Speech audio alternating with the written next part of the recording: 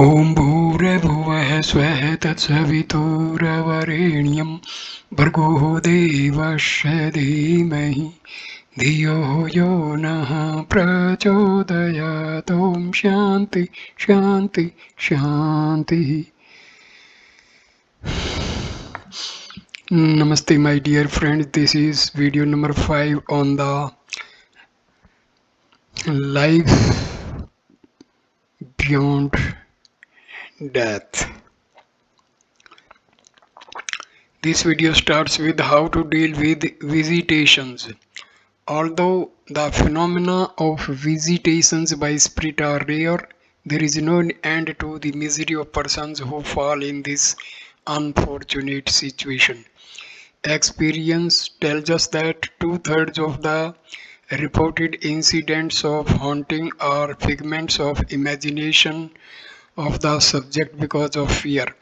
As mentioned earlier, because of weak will, the person concerned is troubled by an imaginary spirit of one's own creation. The root cause of this imaginary creation is ignorance, educational and social backwardness, weakness of inner self, and superstition. For an individual who does not lack courage and makes it a habit to investigate the cause of fear, such imaginary ghosts cease to exist. Illusions like the noise created by rats, branches, and foliages of plants, simulating movements of human body in the dark, disturbances created by monkeys and cats, etc., are at times mistaken for activities of ghosts. Some mischievous or cunning individual may also make arrangements to simulate a visitation. If seriously investigated, reason for such spurious phenomena can be found and misgivings removed. It is possible to get relief from two-thirds of such problems of visitations by educating people through a forceful revolution against superstition. Almost half of the remaining factual incidents of haunting are because of the cloning by the bioelectrical particles dispersed by human bodies. These bioelectric robots are effective in particular places within limited spatial limits, and that too for an individual who stays at that place in isolation.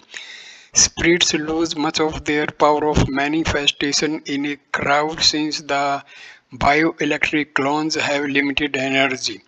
They generally make their presence felt by such insignificant acts as by making themselves visible, producing some sound, or enacting a scene. The terrorized person coming across this phenomena harms his own self in fear. Otherwise, most of these images produced by bioelectric particles do not have the capacity to help or harm anyone. Houses where visitations are reported should be properly cleaned and disinfected. It would be helpful to fill the closed apartment with smoke created by burning herbs like neem. The Indian remedy of performing yagna is found very efficacious. Religious rituals like Jagran, singing of hymns with accompaniment of musical instruments, mass prayers, sounding conch shells also help in expelling such images of ghosts. To begin with, a patient suffering from hallucination of spirits may be treated by giving him a healthy, invigorating diet. Herbal medicines such as Brahmi, Sat- Satwari, Amla, Salab, Gorakhmundi, Sant Khaps, Shankhapushpi, Batch, etc., and massaging head and body with Brahmi and Amla oil are helpful. If a person is feeling reluctant to stay at some place, it is advisable to shift him to a place of his choice. As far as possible, an attempt may be made to keep the patient relaxed, contented, and happy. A sympathetic attitude and brain tonic would show a remarkable recovery in such patients. At times, a person relieves in being possessed by a powerful spirit against which the patient feels utterly helpless. Such weak-willed patients are required to be treated by enacting a make-believe play to make him satisfied that the so-called ghost has been pacified and forced to depart. Thus, the illusion of the spirit is removed by creating an equally forceful illusion about its exit. Persons feeling possessed by spirits are generally weak-willed and highly emotional. They can be set right by some awe-inspiring, mysterious, dramatic devices. The so-called occult phenomena in planchette, atomic writing, and other such things are nothing but a reflection of individual or collective power of mind of the person or persons participating in the act. It is doubtful whether a departed spirit can communicate through material. The readers are advised to desist from such activities. It is also not proper to show undue interest in ghosts and spirits one's own. However, if someone falls prey to them, it is necessary to make an endeavor to get rid of the evil.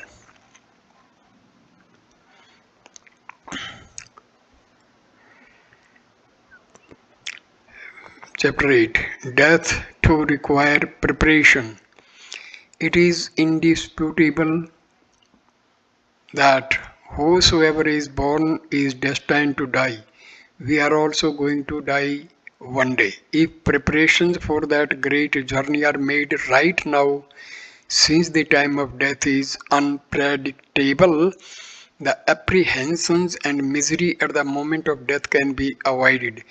Regarding death as a remote possibility and considering the issue irrelevant now for oneself, all ultimately turns out to be a very painful experience.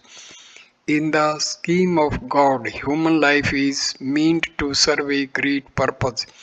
After inhabiting millions of body forms in species of the lower order for times immemorial and making considerable effort, the soul ultimately evolves to a state worthy of human life. Could there be a greater folly if instead of utilizing this jewel of life, one wastes it in trivialities? The great objective of human life is to make an outright endeavor for communion with God and thereby achieve the most elevated status in the biological kingdom. But how many of us even give it a thought? Look around and you will find everyone running recklessly in the mad race for fulfillment of the never-ending list of desires. Most of us are perpetually engaged in sensual gratification, basking in self glorification, feeling contented in one's own little world of mistaken values and other such ephemeral achievements. While we are busy in creating mirages in our life again and again, reproaching ourselves for repeated self-generated follies, the valuable moments of golden opportunity in life pass speedily. Unaware of the loss, we continue to spend precious moments of life in insignificant activities. Death should never be taken for granted. It is lurking anywhere, anytime to claim any one of us as its next victim. Who knows whether one is going to see the tomorrow for which he is planning today? It should be most unfortunate to overlook such an eventuality. It is, however, yet not too late. Every one of us has to wake up and ask himself these questions. What is life mean for? Who am I? What is what is it I want to achieve in life? Consider these questions as significant for one's existence, as important as his daily bread and butter. Repeated deliberations on these questions would set one on the process which is known as preparation for death. The task meant to be carried out tomorrow requires a proper planning today. Since one does not know the precise moment of his death, he has to begin the preparation right now. The best preparation for death is to understand the principle of Anashakti Karma Yoga and make it the philosophy of one's life. We are one ourselves responsible for our entanglement in the phenomena of Maya. The illusion about the penancy of worldly things and of our own relation to them, we not only become unduly attached to this illusion, Maya, but also enjoy our captivity in its bondage, forgetting everything else. What is the way to regain the freedom of soul from this entanglement? Every day, practice the mental exercise given in the book Who Am I by the author of this book. Let the following concept sink deep in mind and make it a practice to imbibe it in each moment of living. Being a part of that omnipotent eternal entity, I am indestructible, everlasting, incorruptible, unchangeable, Avinashi Nirvikar soul. I am not this body, that the knowledge of the supreme truth, existence and bliss. Sat Chit Anand are my soul's permanent virtues. This world is a stage, not my property, on which I am only a performing artist. The more our convictions grow and become firm in the concept by auto-suggestions, the greater becomes our enlightenment. Look after your wife, children, and other family members with great love, but be detached and do not consider them as your property. Instead, make them an object of adoration. They are fellow beings created by God for you to look after. Acquire wealth, but for a good purpose, not to accumulate and suffer like the honeybees. Carry out all your activities in the normal way like a worldly wise person, but change your point of view. Do not forget for a moment that the objects and beings of the world do not belong to you, that others are not your slaves. It is a simple and straight question of ownership between you and the Creator. Everything in this world either belongs to you or nothing belongs to you. It belongs to God. I and my cannot coexist with he and his. In a nutshell, this itself is the riddle of Maya. The entire science of yoga is meant to solve this very riddle. We commit sins because our perspective of self, I, and my is extremely narrow. It is confined to our present physical existence only. Make an outright endeavor to expand the boundaries of yourself to encompass all beings, since they belong to that omnipresent entity of which you are also a part. No one is alien in this world, everyone else is your own self. The sense of belonging should be of a noble order, like the relationship between a mother and her innocent child, and not that of a thief and the cash box of others. See the omnipresent God personified in all worldly beings and serve them with utmost devotion, instead of regarding your wife as your helper. Honor her as a deity like Mary in the church. Likewise, treat your sons and daughters, carry out your worldly responsibilities towards them according to worldly norms. Let your wife not be deprived of her physical and emotional needs, nor the sons and daughters of education and spiritual training. But a fair word of caution here. Do not ever think that they are your property, otherwise, the consequences will be very bad for you. You will fall into a great deception and will get into an unfortunate situation from which it would not be possible to extricate yourself, whatever effort you may make. The cause of all misery in this world is attachment, moha. You declare some land as your own, which from the beginning of creation had belonged to so many. The gold and silver too are products of nature. Your wife in this life might have been your mother in an earlier life. Souls are independent of entities. Souls are independent entities. None belongs to anyone. An ignorant person thinks that all these are his or her and therefore he or she has a right of utilization for his own sake. Wisdom tells otherwise. It says each particle of this creation is perpetually in fast motion, ever changing. Nothing is static here. The water flows, air moves, earth revolves. Old decayed cells of your body are deserting you continuously and are being replaced by newer ones. You cannot claim even a straw as your own. So be a part of the world, but do not be attached to it. If you wish to enjoy the waves of a running stream, watch them quietly by all means. Any attempt made to stop movement would only throw you aside disdainfully. Ignorance of eternal truth is the root cause of sorrow, adversity, misery, and pain.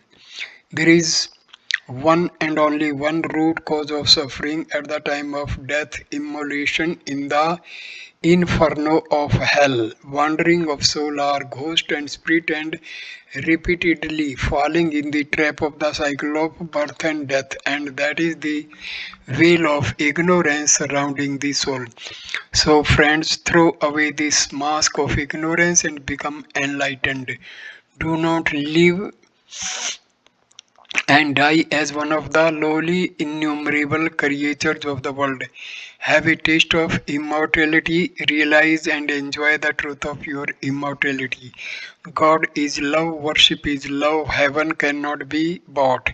Flattering entreatments, prayers cannot deliver you from the bondage of ignorance and attachment. Rituals of religion can do little for the upliftment of soul. Do not expect others to free you from this bondage, since none is capable of doing it. Let your own self make an endeavor to free your soul. Udhare Atmanam. Become large hearted, benevolent, cultivate high thinking. Expand your perspective of self so that everyone else appear intimate. Fill yourself with love and sprinkle this nectar of love on every other living being of the world without any discrimination. Carry out your duties religiously. Let there not be any slackness in performance of your worldly responsibilities, but be like a lotus living in this world but detached from it. Be a karma yogi like King Janka. Be unattached, consider everyone as your intimate friend. Realize being part of the Almighty how great you are and holding your head high with pride. Say, so I myself is the God, that God with self enlightenment you can make your other world full of happiness. Then alone the thought of death would not trouble you. life would appear to be like a game in which you are merely a player.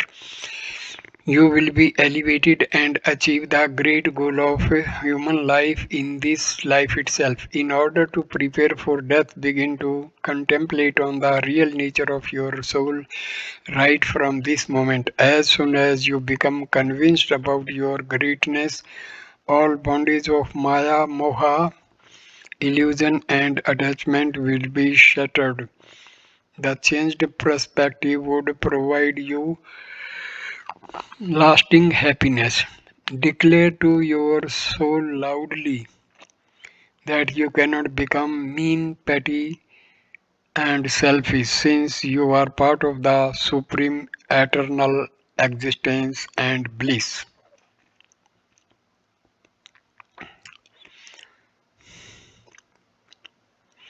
About the author, Pandit Sri Ram Sharma Acharya, a seer, sage, and a visionary of the new golden era. His personality was a harmonious blend of a saint, spiritual scientist, yogi, philosopher, psychologist, writer, reformer, freedom fighter, researcher, eminent scholar, and visionary. He pioneered the revival of spirituality and creative integration of the modern and ancient sciences and religion relevant in the challenging circumstances of these present times. In 1979, he founded the Brahmvarchas Research Institute, the research center in Haridwar, India, dedicated to the integration of the modern and ancient sciences in the practical way, motivated by the noble goal of health and happiness for all. This center houses well equipped laboratories of hematology, biochemistry, neurophysiology, cardiology, phytochemistry, psychochemistry, yogiopathy, etc. At the age of 15, January 18th, 1926, a great Himalayan yogi, Swami Sarveswaranandaji, appeared before him in astral body from the flame of the Deepaka lamp and guided him throughout his entire life. The next 24 years of his life were devoted to 24 Mahapurusha Charnas, each consisting of the rhythmic recitation japa of 2.4 million Gayatri Mantra with strictest of disciplines. In 1943, he married Bhagavati Devi, and ever since the saintly couple dedicatedly pursued the noble mission of spiritual upliftment of humankind. Realizing the potential of inspiring literature and its relevance in the present era of intellectual evolution, he had chosen writings as the principal mode towards uprooting the evil tendencies and blind faith from people's mind and arousing the indwelling wisdom, strength, and spiritual bliss. He wrote about 3,000 enlightening books in Hindi on almost all topics concerning human life. He translated the entire Vedic Vangmaya, 4 Vedas, 108 Upanishad, 18 Puranas, etc. in Hindi, elucidating the tradition, style, universality, and history of Vedic literature. He also practiced higher level sadhana on the arduous heights of the Himalayas and established enliven contact with the rishis of the Himalayas. During 1984-1986, he carried out the unique spiritual experiment of Suksham Sukshmikarna, meaning sublimation of vital force and physical, mental, and spiritual energies. He authored a special set of 20 books highlighting the future of the world and conveying the message of the dawn of new era of truth during the 21st century. On 2nd June 1990, he voluntarily shed his physical sheath. My God. For more information, today is the Mahasamadhi day of this great sage of Mother India. I conclude this video here. Please like, comment and share the video and subscribe the channel. Namaskar my dear friends. Thank you.